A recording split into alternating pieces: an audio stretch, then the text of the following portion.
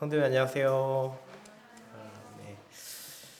또 금요 집회 말씀만 있어서 이제 강대상에 올라올 일이 없을 거라 생각했고 또 말씀도 이렇게 녹화되는 일이 없을 거라 생각했는데 부엌 인테리어 공사 때문에 덕분이라고 해야 되나요? 강대상에 또 올라오고 또 말씀 녹화하는 그런 또 일도 하는 것 같습니다. 세팅 다 됐나요? 네. 네, 바나바 형제님이 이제 뭐 금요일이 이제 그 직장에 마무리하는 그런 날이다라고 했는데요. 저는 주 6일째입니다. 네, 토요일도 이제 근무를 하고 있고요. 대신에 이제 내일은 휴가라서 쉬는데 주 6일째를 하고 있습니다. 근데 얼마 전에 뉴스를 보니까 주 4일째 얘기가 나오고 있더라고요. 뭐 주 4.5일째도 뭐 이런 얘기를 하고 있는데 뭐 다른 유럽의 나라들에서는 주 4일째를 이제 하겠다라고 하는 나라들도 있고 이제 뭐 저희 국회에도 이제 상정된 법안들을 보니까 이제 저번에 옛날에 이제 격주로 토요일 쉬지 않았었습니까? 그것처럼 격주로 금요일을 쉬게 하겠다는 법안이 올라오고 이제 4.5일 제도라고 이제 표현하는 것들을 보면서 점점 이제 일하는 일이 점점 줄어들고 있고 그게 추세로 가는 건가? 약간 이런 생각을 해보게 되었습니다. 제 생각에는 이제 주 5일째로 한 지 얼마 되지도 않은 것 같은데 그래서 주 4일째 얘기하고 있고 저는 주 6일째를 근무하고 있는데 또 주 4일째 얘기하고 있는 거 보면 또 어쩌면 저도 이게 제가 좀 동떨어진 거 아닌가 이런 생각도 들고 있고요. 많은 생각을 하게 되는 것 같습니다.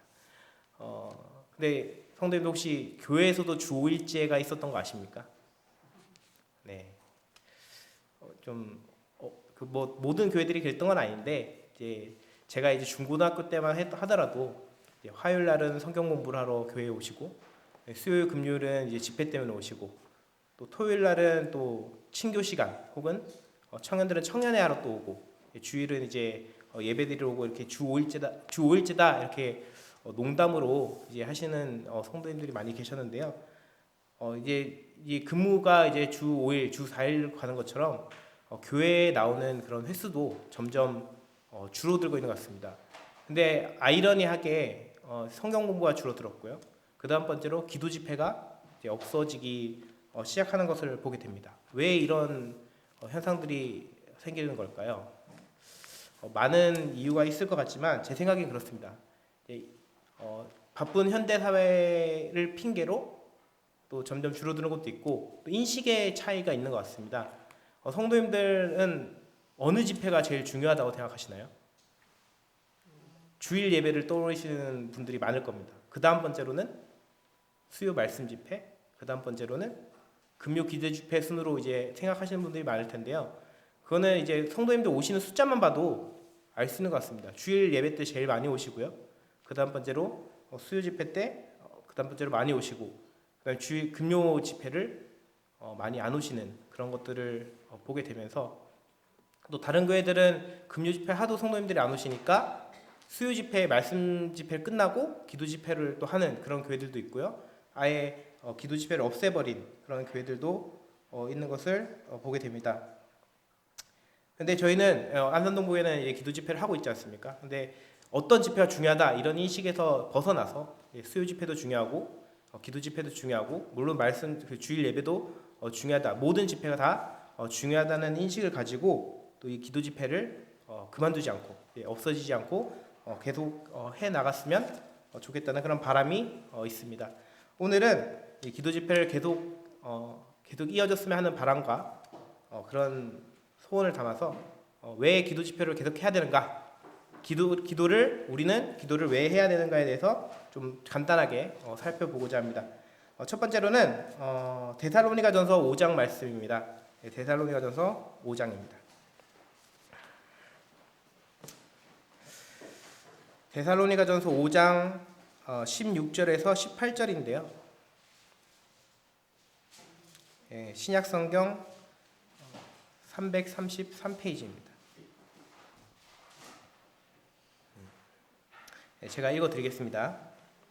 항상 기뻐하라, 쉬지 말고 기도하라, 범사에 감사하라. 이것이 그리스도 예수 안에서 너희를 향하신 하나님의 뜻이니라. 여기서는 물론 다른 말씀도 있지만 쉬지 말고 기도하라는 말씀 뒤에 이것이 너희를 향하신 하나님의 뜻이라고 말씀하고 있습니다.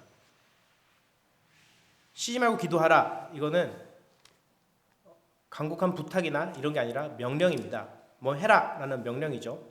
성도님께서는 이제 제일 명령이라고 하면 예수님이 이제 승천하시기 전에 모든 족속을 제자로 삼으라라는 복음 전파 이것만 이제 생각하시는 경우가 있는데요. 그 성경에는 많은 명령들이 나옵니다. 그 대표적인 명령 중에 하나가 여기 나오는 기뻐하라, 감사하라도 있지만 쉬지 말고 기도하라입니다.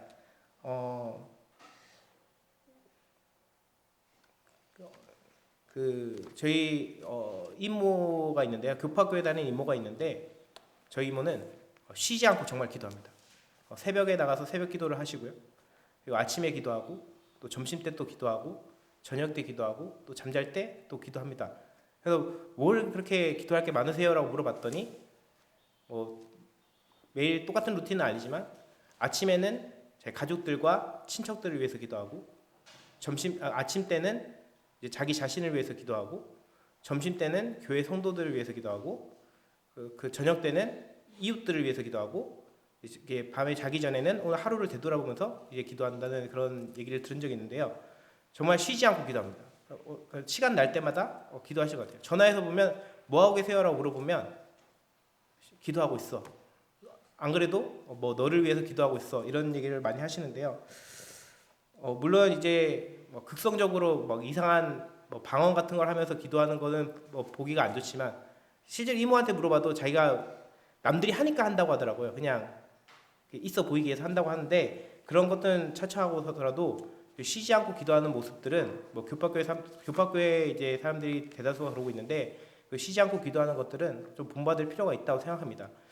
성도님들 중에서는 물론 새벽 기도를 하고 계시는 분이 계시는 걸로 알고 있고요. 실제로 이 교회에 나와서 기도하시는 분이 있는 걸로 또 알고 있습니다. 이제 저희가 새벽에 나와서 이제 기도하라 이런 건 아니지만 제가 이제 예수님의 이런 명령에 따라서 쉬지 않고 기도하는 그런 또 안산 동부교회가 되었으면 좋겠습니다. 두 번째로는 누가복음 11장 말씀입니다.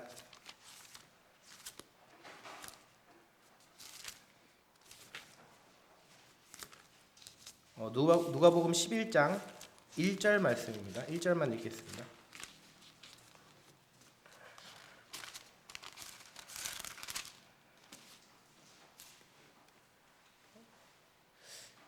이 말씀은 저번에 제가 기도를 어떻게 해야 되는가에 대해서 교제를 나눌 때 읽었던 말씀의 일부분인데요. 1절만 읽겠습니다. 신약성경 111페이지입니다. 예수께서 한 곳에서 기도하시고 마치심에 제자 중 하나가 여짜오되 주여 요한이 자기 제자들에게 기도를 가르친 것과 같이 우리에게도 가르쳐 주옵소서. 네, 라는 말씀입니다. 두 번째 이유는 예수님께서 시작과 끝이 모두 기도로 행하셨다는 것입니다. 여기 이제 보시면 한 곳에서 기도하시고 마치심에라는 것으로 이제 시작하는데요. 여기뿐만 아니라 예수님께서 기적을 행하실 때라든지 아니면 어떤 가르침을 주실 때라든지 아니면 심지어 이제 돌아가시는 날까지 계속해서 기도하셨습니다. 그리고 제자들도 이 기도의 중요성을 알았기 때문에 예수님에게 첫 번째로 요구한 가르침이 기도였습니다.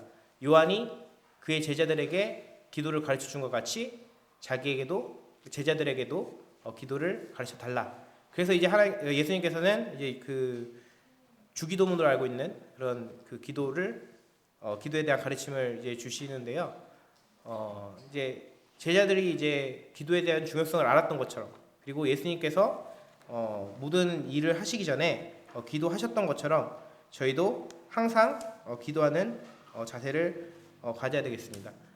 그리고 예수님뿐만 아니라 이제 구약 시대 때 이 인물들이 하나님과 직접 대하는 것도 기도로 친다면 성경 인물들과 이런 기도는 뗄래야 뗄 수 없는 그런 관계인 것을 보게 되고요. 신약을 넘어가서도 마찬가지입니다. 이제 기도로서 모든 일들이 시작됐고 또 이제 기적이라고 행하는 일들이 일어났고 그리고 하나님의 은혜가 베풀어지는 그런 모습들을 보게 되는데요. 우리 모임의 정체성이 무엇일까라고 이제 묻는 곳이 좀 묻는 사람도 있을 겁니다. 그때 이제 우리는 복음과 말씀이다, 우리 말씀대로 행한다 이런 말들을 하는데요. 거기다가 저희는 기도가 추가되어야 된다고 생각합니다. 우리 모임의 정체성은 복음과 말씀뿐만 아니라 기도다라고 말씀드리고 싶고요. 또 이 복음 말씀만 있다면 반쪽짜리 교회라고 생각되어지고 이 기도가 합해질 때 모임이 살아서 역사할 수 있고 그리고 생동감이 넘칠 수 있고 그리고 이제 그 모임에 힘이 생긴다고 볼 수 있을 것 같습니다. 그러니까 기도가 없는 교회는 정말 죽은 교회다라고 물론 복음이 있지만 죽은 교회다라고 말씀드리고 싶고요. 그렇기 때문에 예수님께서 또 기도로 시작하시고 기도로 끝맺으셨기 때문에 우리도 그 본을 받아서 우리도 기도를 해야 된다라고 말씀드리고 싶습니다. 간단하게 이제 기도를 왜 해야 되는가에 대해서 좀 알아봤는데요.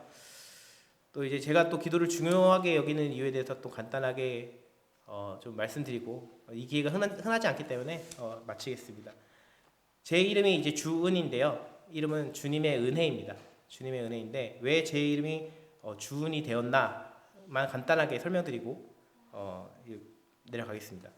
제가 옛날에 이제 저희 어머니가 저 위에도 원래 위에 이제 형이나 누나가 있을 뻔했다고 해요. 근데 저희 어머니가 첫째를 이제 유산하시고 두 번째로 저를 이제 임신을 하셨는데 제 상태가 많이 안 좋았다고 합니다.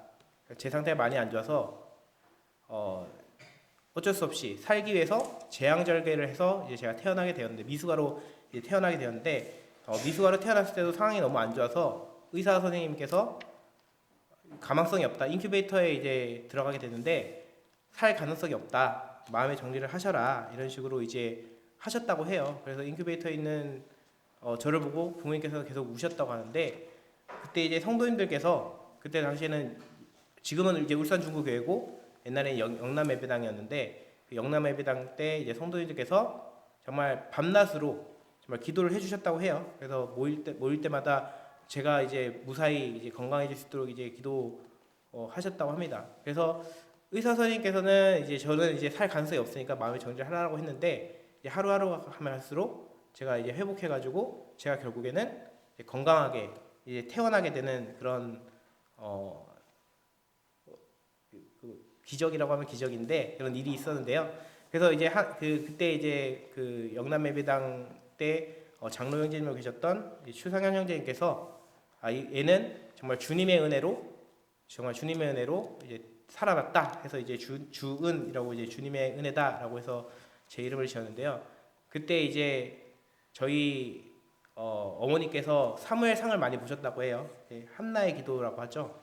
이제 아이를 주신다면 하나님께 바치겠다 이런 내용인데 그때 당시에도 저희 어머니도 정말 이 아이를 살려주신다면 정말 이 아이를 하나님 안에서 잘 키우고 정말 하나님 안에서 쓰임을 받게 하겠다라는 이제 기도를 하셨는데 덕분에 제가 잘 살아났고 잘 컸고 지금 이제 형제로서 이제 앞에서 말씀을 전하고 있는데요.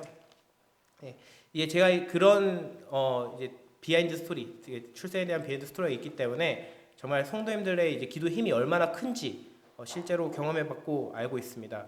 그리고 이 기도의 힘이야말로 정말 대단한 것이라고 느끼고 있기 때문에 정말 지금 금요 집회가 없어지는 요즘 안산동구교회는 이제 금요 집회를 기도 집회를 하고 있는데요. 기도 집회가 끊임없이 계속되었으면 좋겠고 또 저희가 또 기도하면 또 안산동구교회라는 또 말이 나오는 그런 모임이 되었으면 좋겠습니다. 네, 감사합니다.